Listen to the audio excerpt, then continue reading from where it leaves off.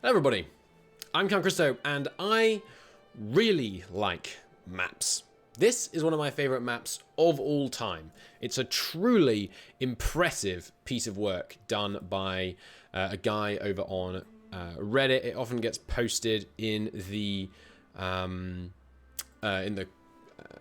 Discords and Reddit threads associated with Paradox games, and it is a truly beautiful map.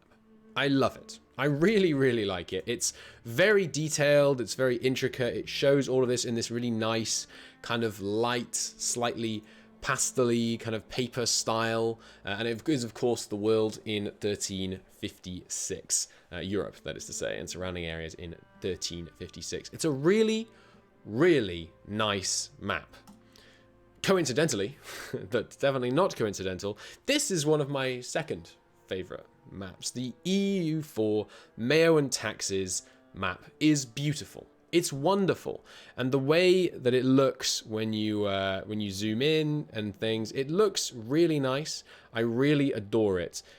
You can see that my computer's running very badly as I try and pan through this. Don't worry, all will become clear. I really like how this looks, and one of the reasons I like it is because it is a map. It is very definitively a map. It looks like a map. It is a lot closer to this than it is to this. This is Google Earth. You probably recognize it. It's the place where we all live. And this, for the purposes of the linguistics I'm going to be using today, is not a map. This is the world. This is a real photo of the world. And in my opinion, this is better than this. So let's take a look at a couple of games that I have open. I really like map games, and I have thoughts about their aesthetics. And I think they should look more like maps than like Google Earth images. And you can tell I like map games because right now I'm running 7 of them. So let's tab into the reason why my CPU is at 60% and my memory is at 75% right now. So it's using like 40 gigabytes of RAM to let me run all these games at once. Let's dive into a couple of these games and let me espouse on this preference of mine, which is of course purely preference. So first off, we have my favorite game of all time, European Universalis 4. Now the map in EU4, it starts out very map-like when you're zoomed out, and when you zoom in, you get some more details, some city sprawl, some flags, but basically it still looks like a map. Fundamentally, it still looks like a map rather than like a Google Earth screenshot. And I like this. I really like this because I know I'm interacting with a map. I'm not trying to play a game on Google Earth. I don't need to see exactly what the Alps look like. There's a reason nobody uses the terrain map mode. It's because this is just much more visually busy. It's much harder to see the information that you need to see in this map mode. This looks much, much better. And this is, the usage of the terrain map mode is, a meme at this point. Paradox did a trailer for their announcement show recently in which they only used the terrain map mode, which I thought was very funny. It was a good trailer, but come on, guys, who uses the terrain map mode? And this video is not going to be long and it's not complicated. I'm just essentially telling you this looks a lot better than this to me. This is a map. This is a Google Earth style game. If I zoom out, of course, it goes back to more of a map. And this I like. But why must this transition be to this? So here, immediately, it's very indistinct where boundaries are, things like that, compared to looking at your EU4. When I'm looking at EU4, it's immediately easy for me to tell where these different nations are and what their borders are and who's who and things like that. In a way, it just isn't when I'm looking at something like a zoomed-in Imperator.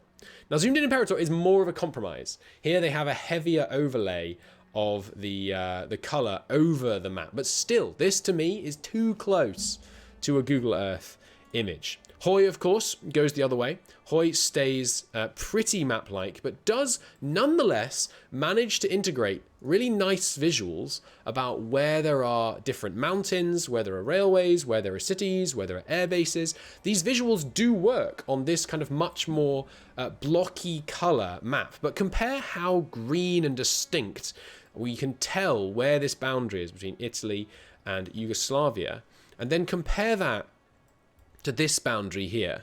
These two colors amazingly picked to be, you know, almost exactly the same, many of these borders in Italy. And it's just so much less distinct and nice and clear that this is a different area to this. And of course, Vicky has its lenses, which show you various things, but they're a lot less clear, and they are hurt by the fact that it's trying to keep this kind of Google Earth like, I mean, look at this map mode for a second. What am I showing you? It's almost completely impossible to see when you even zoom in what these map modes are trying to show you. Whereas we go to EU4 and we have our terrain, well, not terrain map mode, we have our trade map mode, we have our HRE map mode, and they're all so crisp, so clear, so distinct. I love it. I love it. Let's look at another one. So CK, again, very papery map. And even when you zoom out, you can see the edges, which I like. It gives the impression of this being, you know, a scroll on a table when you're trying to make your decisions. You scroll out on EU4 and you get this nice border, of course, with the infinite scrolling that CK doesn't, given that it's global. But you get this sense that it's a glorious map presented before you, so you can govern your nation rather than trying to be an actual representation and looking like the world. And then we look at some other examples.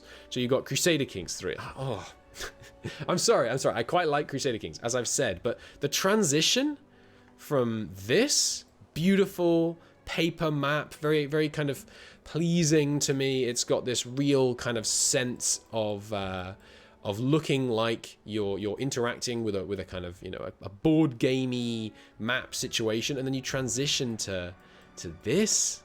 It's so much worse. It's so much more arcadey. And we've got these trees that are just kind of, you know, little mushroomy blobs and things. This is all max settings on all the games, by the way. And you've got this city sprawl that's so much more homogeneous. All looks very, very similar across the world. But then you go to this, and the fact, you know, the cities, they still all look the same, right? No doubt about it. But this isn't trying to be a Google Earth screenshot. This isn't aspiring to look like that. So it's so much more forgivable when it's in this more stylized pattern. And there are other ways to go at it. So Stellaris is interesting because Stellaris is trying to face a very different challenge that many of the Paradox games do. And it has this beautiful system view, which is really, really nice, but realistically I never look at because you play the game from this screen and then you hotkey between your countries. At least that's how I play Stellaris. And it's tackling something very different, and they've gone with the more realistic style. But then you get to something like Victoria 3, especially the lenses. And you know, we only have 5 like kind of main accessible map modes now. Where are my map modes, Paradox? Bring back map modes. Anyway, we have this, and when you're zoomed out, it's too papery. Now I can't see the Alps at all. And then I zoom in, and it's not papery enough. I can't see anything. Sure, this looks pretty. If I wanted to just zoom in and, you know, look, it's even got depth of field, and I can see, oh, look, there's all these pretty buildings. And the buildings are probably determined partly by what's built in the city. I'm not actually sure if that's true, but it probably is. Yeah, lots of government administration buildings you can see here. That's really cool. It's really nice. It's really pretty. It's not what I care about because I'm playing the game from here. I'm playing the game from here, and I'm clicking through, and I'm not looking like, ooh, look at all these government buildings. I'm looking at this screen. I'm looking where the government buildings are here. And when I'm trying to look at this map, I'm trying to interact with it as a map. There's a reason. There's a reason that maps look like this, not like this, because this conveys information better. The person that made this map could have overlaid these borders on a Google Earth image. They could have done that. Why didn't they? Because this is a better way of communicating information. It's the reason we don't, when we type on a computer, it's the reason the text doesn't come out all curly and cursive and stupid looking. Yes, it's prettier, but it's worse. It's worse at communicating information. Anyway, I just wanted an excuse to load up 7 Paradox games at once and put my computer through its paces. But there you go. That's my opinion. I'm curious what yours are. There are ways to make this more beautiful without turning it into this. And the way to do that, in my opinion, is to make a more beautiful map. This is a more beautiful map. This is EU4 taken to the greater extreme of beautification of maps. And of course, more can be done to this. Much more can be done to this. You can have more display of things like mountains without turning it into Google Earth. Anyway, that's my claim. Tell me what you think. I'm curious about other people's opinions on this. But me, I'm a map man. Give me a map. Thanks for watching.